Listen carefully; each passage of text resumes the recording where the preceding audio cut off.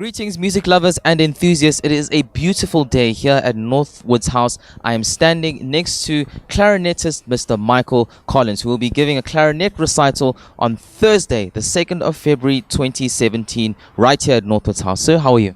I'm very well, thank you. Enjoying the sun, which makes a change from where I've just come from. I've just come from Finland, which was -10, so this is complete opposite ends of the spectrum for me. It's absolutely beautiful. That's wonderful. Talk to us about where you're from, and also tell us how you started playing the clarinet and how you're keeping on playing as well. Well, I'm from London, England, and I started playing the clarinet when I was 7 years old.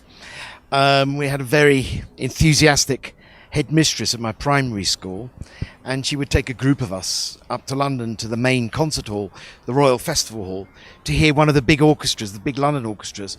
And I heard the London Symphony Orchestra, and they were playing a piece by Rimsky-Korsakov, Scheherazade, and it's got a big clarinet solo in. And I turned around to the headmistress and said, "That's the instrument I want to play." So that was it. I haven't looked back since.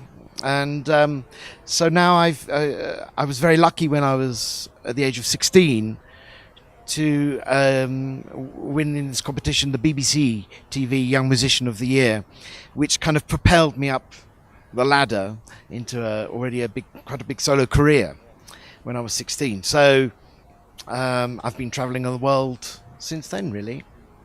We talked off air a little bit about what you do as well. You mentioned that you're also a conductor as well, hey? That's right. I'm doing a lot of conducting these days and trying to divide my time between playing the clarinet and conducting, which isn't sometimes that easy, and quite often doing both in the same concert.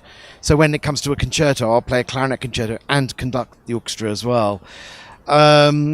So it's a nice compliment to playing the clarinet, being able to conduct, because I sort of understand the mechanics of a symphony orchestra.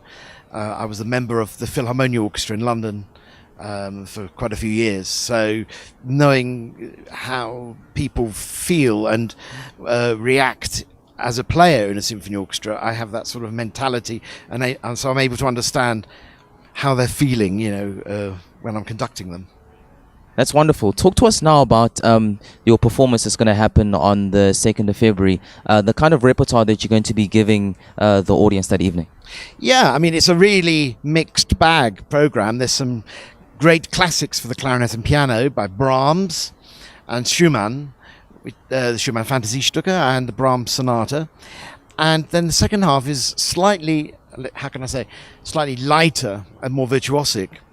And we're going to be playing an English piece by Gerald Finzi, 5 Bagatelles, which are quite folk, which I think ticks the box for the festival's theme, which is folk music, the folk theme.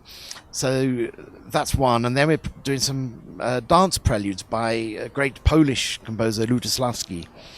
And their inspiration taken from little towns and villages in Poland, and he took these folk tunes and turned them into pieces of music. And then we're going to finish the recital with probably one of our greatest works written for clarinet and piano by Francis Poulenc, his sonata, which is quite jazzy and full of energy, and I can actually hear in the background Florian's practicing the piano part to it. So it's a really mixed program, a lot of variety in the music, and I would say something for everyone. That's cool. We can't wait actually for that concert that's going to happen that evening. Lastly, talk to us about, let's talk about the person that's watching us right now, that is supposedly a clarinetist as well, or is wanting to start to play the clarinet. For you as Michael Collins, what advice would you give to that person who is wanting to further themselves as a clarinet player? Well, after seeing a lot of young people, really talented young people, get into a certain stage in their playing and then giving up when things get difficult, I always say to them, never give up. No matter how tricky it can be at that particular moment. Today is today, tomorrow is another day. And when things do get tricky, maybe just put the instrument away and do something else and come back to it, so you're fresh and with that enthusiasm. We all have music in us. I don't believe that where this expression we use of being tone deaf, I don't think none of us are like. We all have music in us, some shape or form. It's how we express it and how we develop it, and I think there's got to be a real passion from within, a self-motivation, self-drive. And I would say to every young budding clarinetist or budding musician is to keep that motivation and passion alive and never give up when times get tough. Michael Collins, thank you so much. Those are very profound words. You heard him right here. You need to be very passionate with what you're doing, and if it seems like things are not really going your way, put it aside for a little bit.